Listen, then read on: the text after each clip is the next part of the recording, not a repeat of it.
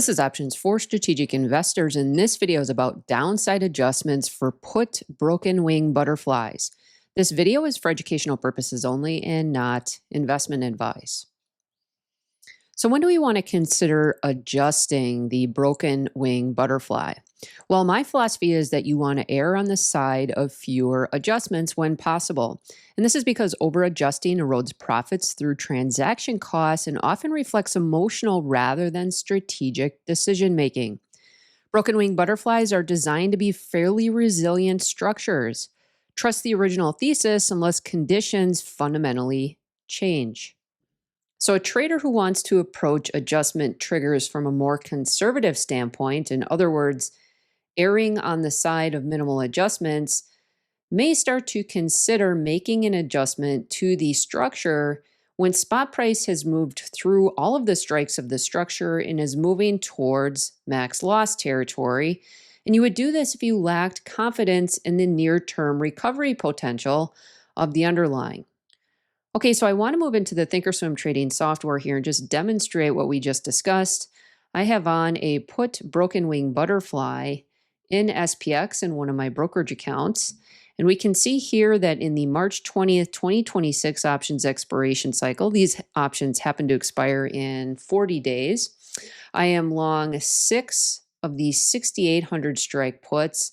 I'm short 12 of the 6,700 strike puts, and I'm long 6 of the 6,575 strike puts to create the broken wing butterfly. We can see here that the put debit spread portion of the structure is 100 points wide, and the put credit spread portion of the structure is 125 points wide. And what we're looking at here is the profit and loss diagram. X-axis represents the price of SPX, and the current price of SPX is denoted here by this dotted orangish line, and it's currently trading at 69.32 spot 3, and the y-axis here represents the profit and loss of the structure based on the different price assumptions in the graph here. And with SPX currently trading right here, we can see that we're clearly trading above all of the strikes in the structure. So this structure is out of the money on the put side. So if we were going to be conservative in our management approach for this structure, we would probably look to make a downward adjustment if the price of SPX, if spot moved through the entire structure. So if spot started to trade down and breached the 6,800 strike, breached the 6,700 strikes, and even breached the 6,575 and was trading kind of in this area here, and we were not confident that SPX would rebound up prior to expiration, we might look to make some downward adjustments to the structure. So that would be the conservative approach in terms of erring on the side of minimal adjustments. Okay, so a more aggressive approach to adjustment may be that you look to adjust when the structure is breached. So if spot price has moved through the upper long strike and is moving towards the short strikes, you may look at that as a trigger to adjust. And of course, you do this if you lacked the confidence in a near-term recovery of the underlying. Okay, so we're back in the ThinkorSwim trading platform, and when we think about a more aggressive trigger, what we're saying is a trader may want to look at making downside adjustments if spot breaches the upper long put of the structure, which in this case is the 6,800 price. So if SPX were to start to move down and breach 6,800 and start trading towards the short strikes at 6,700, some aggressive traders may look at this as a trigger for making a downside adjustment to the overall structure. Okay, so now that we've talked about trade management triggers, let's talk about your actual options for adjusting. The first option is to simply close out the position and reopen a new position at different strikes. You want to do this when the trade is fairly early in the cycle and you have substantial time value remaining, and you want a clean slate with new strikes that are aligned to the current market. Okay, so I want to move back into the ThinkorSwim trading platform here and just walk through what this scenario may look like. We're going to assume that SPX, which is currently trading in this area here at 69.32, is going to sell off by at least 5% and bring us down to the 65.85 price area here. And with that, we're going to assume that we're going to get an increase in implied volatility. And I just increased implied volatility by 10 percentage points across the strikes. And we know that in the real world, it doesn't really play out perfectly that way, but this is just my assumption. And let's see what the overall structure would look like if SPY traded down by 5%, breached all of the strikes in the structure, and was sitting kind of in this area here. With an increase in implied volatility by 10 percentage points across the board, we would be looking at, we're looking at this purple line here, the T+0 line, a loss of close to, you want to look right over here, $2,800-ish. And that's just an assumption, but that can give you a sense of what you'd be looking at in a scenario like that on the overall structure if this were to happen in the near term. And the blue line represents at expiration. So if we just look at what our max loss on the overall structure would be if we didn't make any adjustments and we held this to expiration and SPX were to trade below the break-even price here, we'd be looking at a max loss of $15,830. So what we'd be looking at in the first option for adjustment would be to simply take the loss. So take the structure off, realize the loss, which we're assuming would be close to $2,800, and reestablish the structure at lower strikes, hopefully for a net credit that would help to offset the loss from the previous structure. So that might mean looking at, setting up, if we're trading right here, maybe you would enter into a broken wing butterfly, at these strikes here, and just kind of trade along the market. Okay. So then that would look like something like that. Okay. So just simply closing out the position, taking your loss, and reestablishing a position at newer strikes to more reflect the current pricing in the market. And I will say that this is my favored adjustment out of all of them that we're going to be discussing going forward. The next adjustment that you may want to consider is buying put debit spreads. And you want to do this when you need temporary directional hedging, but you want to keep the overall structure intact. Okay, so moving back into the ThinkorSwim trading platform here, I just want to demonstrate what this would look like. So let's head over to the risk profile section of the software here. And what we're currently looking at is the original broken wing put butterfly, where we have a put debit spread that's 100 points wide and a put credit spread that's 125 points wide. And when we're looking at possibly buying put debit spreads, all we're looking to do is buy a 25 point wide put debit spread at the 65.75 and 6,600 strikes in order to make this structure temporarily symmetric to minimize downside risks. So we can see here that the max risk to the downside in the current structure, you want to look right here at the blue number, is $15,830. And that's if we held this structure to expiration and SPX would be trading in this price range and lower. Okay. So with this adjustment, we would head over to the option chain and look to purchase a put debit spread where we're selling 6 of the 65.75, the lower strikes, and buying 25 points up.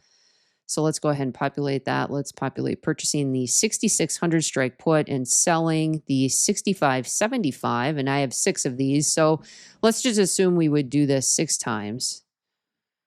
And you can actually, for whatever you want with your market assumption, you don't have to do 6 of them. You could do less. You could do 3. Basically, it's whatever you want out of this adjustment. Now, this is assuming current pricing. So this debit spread would be more expensive. You could double that or triple that. It really depends what's happening with options prices, put skew and implied volatility at the time. But I just want to show you what this would look like and just understand that this adjustment would probably be more expensive than what we're being quoted right now. So let's head over to the risk profile. And we can see here that now we would have a symmetric butterfly, and we have now risk to the upside. But we've limited our downside risk by buying that put debit spread and essentially creating a symmetric fly here. And we can see if we look at the blue numbers there, the max loss to the downside is now 2,840. And once again, that's assuming we were able to make that adjustment for $3.35. Let's go ahead and just like double that just to see what that would do to the structure. And of course, that would increase the max loss to $4,430. And that would be both to the upside and downside. So we've introduced upside risk, and we've spent more money on the structure in order to minimize the downside risk. Okay. And once again, you'd make this adjustment if you felt that SPX were going to settle down and both realized and implied volatility were to reduce, and that there was some reason to believe that SPX would kind of trade back up towards this structure near this profit tent. Okay. And then you just understand that you now have upside risk. Okay. So the next thing that you can consider is a cross product put hedge. And this is where you would buy puts in a smaller product to neutralize your delta and minimize your risk to the downside. You want to do this when you want a simple liquid directional hedge and you don't want to disturb the main structure. And a lot of times traders will do this if they already have an inventory approach to portfolio insurance. So what do I mean by this cross product put hedge? Okay, so we're back in the ThinkorSwim trading platform here, and let's just demonstrate what we're talking about this cross-product hedging concept. We're looking at the 6x12x6 broken wing put butterfly that we have on in SPX, and we're in the March 20th, 2026 options expiration cycle. And for the purposes of this example, we're assuming that we sold off 5%. SPX is trading roughly in this area here, and we're looking at an unrealized loss on the structure of close to $2,800. And we think that implied volatility is going to come in a little bit, and SPX is going to settle down and trade up into the profit tent. So we don't want to take the entire structure off, but we do want to hedge our bets in case we're wrong about that and SPX continues to trade down. So under a scenario where we've sold off 5% and implied volatility is up, and then we're assuming up by 10 percentage points in each strike across the board, again, we know that's just an assumption. That's not the real world. We're looking at a structure that has a positive delta of 7.04, and this is SPX delta. And we know that SPY is a tenth the size of SPX. So in SPY terms, this delta is 70. And if we want to look to reduce the delta of the position and put something on that will make money if the S&P 500 continues to sell off, but we want to be a little bit more surgical in our approach, we can use the smaller SPY product and buy puts there in order to help to neutralize the Greeks in this position and offset some losses if we're wrong about our assumption and SPY and SPX continue down. And when you're doing that, you can look at different expiration cycles. You don't necessarily have to buy SPY puts in the March 20th, 2026 options expiration cycle. And for some of you who manage hedging inventory in your portfolios, you may have already been inventorying SPY puts. In other words, leaving them on if they were part of calendarized structures or other profitable structures in the portfolio. So you may already be carrying a financed inventory of SPY puts to use for this purpose. But I just want to introduce this concept because it can be really helpful when you're looking at this. Okay, so now that we've covered the most popular and widely used downside adjustment strategies for put broken wing butterflies, let's go through some key takeaways. The decision to adjust is highly individual and influenced by market assumptions and overall portfolio needs and composition. If you're ever in doubt when considering an adjustment, ask yourself, would I put this position on today at the current prices? And has my thesis changed or just the market prices?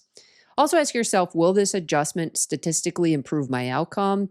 And how does this adjustment fit into the overall portfolio? Remember to start small and monitor these positions and always be learning. This video is for educational purposes only and does not constitute investment, financial, or trading advice. No recommendations to buy or sell securities are being made. All examples are hypothetical and for illustration only. All investments carry risk, including the possible loss of principal. Options trading involves significant risk and is not suitable for all investors. Past performance is not indicative of future results. Consult a qualified financial advisor before implementing any strategy and review your financial situation, risk tolerance, costs, fees, and tax implications. Options trading requires broker approval, and not all strategies are permitted in all account types. Returns shown are hypothetical and not guaranteed. Market conditions can change quickly, and results will vary based on market performance, timing, and execution. Read characteristics and risks of standardized options from your broker or at www.optionsclearing.com before trading options.